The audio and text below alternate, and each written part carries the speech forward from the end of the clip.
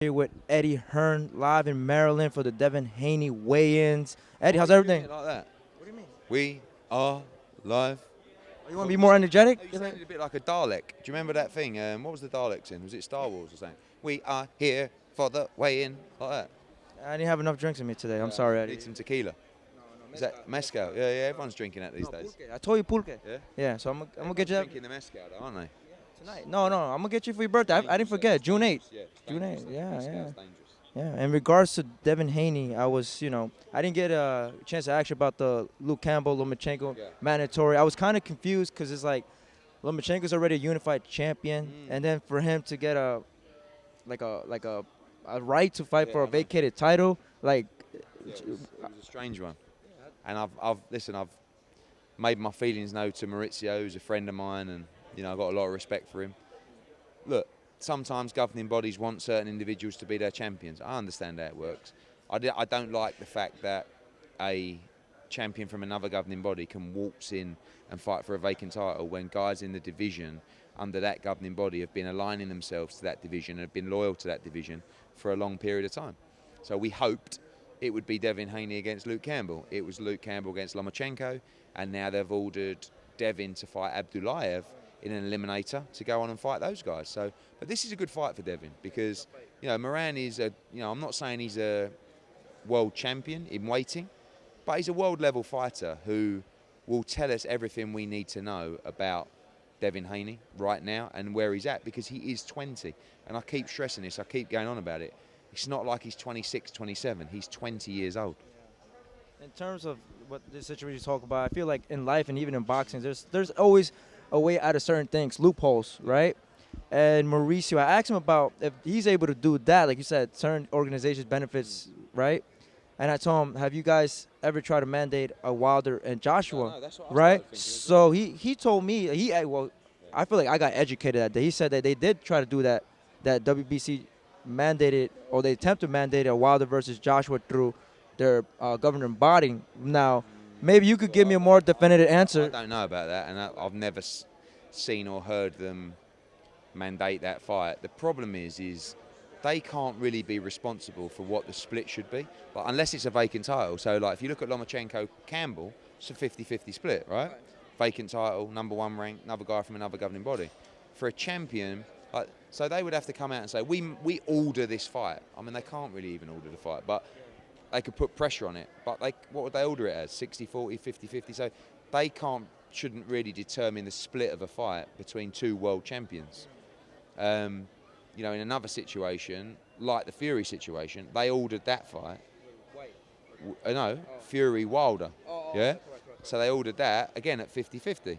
But it's hard when you get governing bodies ordering fights with splits already predetermined. Do you know what I mean? So, I don't know. But no, they've certainly never ordered Wilder Joshua, and I don't even think they can order Wilder Joshua. But they can help put pressure on, say, let's try and get it done. Dillian White, Tyson Fury. I kind of almost feel bad for Dillian White because it's like he's fighting. No, not that I feel bad of him. It's just like he's fighting tough fighters after tough fighters, and then he hasn't even got a chance with a title. He's been number one for over 560 days. And that's why the big argument with us in the WBC was about they gave Brazil the mandatory, who was number 4. Just didn't make sense. That being said, we're in a position now where we have a good line of communication with the WBC to have a resolution to be fair to Dillian White. And that resolution is for him to fight Oscar Rivas, which he's doing, for the interim world title, and to become mandatory challenger for the WBC. After that, we now want, and Tyson Fury obviously wants, because he's said it publicly, to make White against Fury.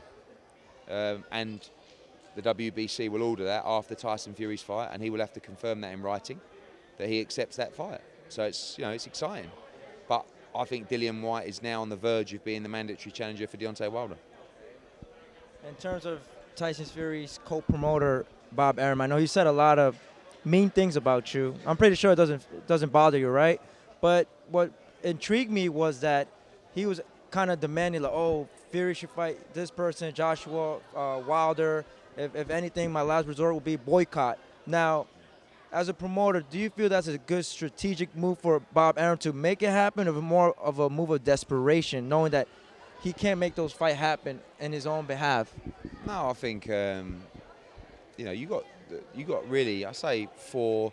You got Wilder, Whyte, Usyk, Joshua, Fury. Really, those are the main sort of guys in the division. Ortiz a little bit, Joseph Parker, Povetkin. But you've got three heavyweights that are aligned to different platforms. Joshua has the ability to fight on other platforms. I'm not sure if Wilder does. Fury definitely doesn't. So it's difficult, and we just want to make the fight. We just want to make the fight between Wilder and Joshua. It's not about Fury. But Fury now is going to fight Dillian White, it looks like, after his Tom Schwartz fight, which is great. It's a really good fight. And we'll just continue to try and make the Joshua-Wilder fight. Fury talked to, I'm not sure if it was TMC or IFL TV, but he mentioned how he's not even, he said he knows Wilder is, I guess, in other words, about that life, that he's willing to fight everybody, but he don't know about Joshua. He only made that comparison because he said, Wilder got in the ring with me. But I don't know about Joshua. What do you say to that in terms of a fighter's pride? Joshua's had 22 fights. He's boxed Dillian White. He's boxed Alexander Povetkin. He's boxed Joseph Parker in unification. He's boxed Vladimir Klitschko. Now he's fighting Andy Ruiz. He's boxed Carlos Takam. He's boxed like everyone he can box. Joshua will fight anyone. But it's more about if people want to fight Joshua. You fight Tyson Fury, because what's the worst thing that's going to happen?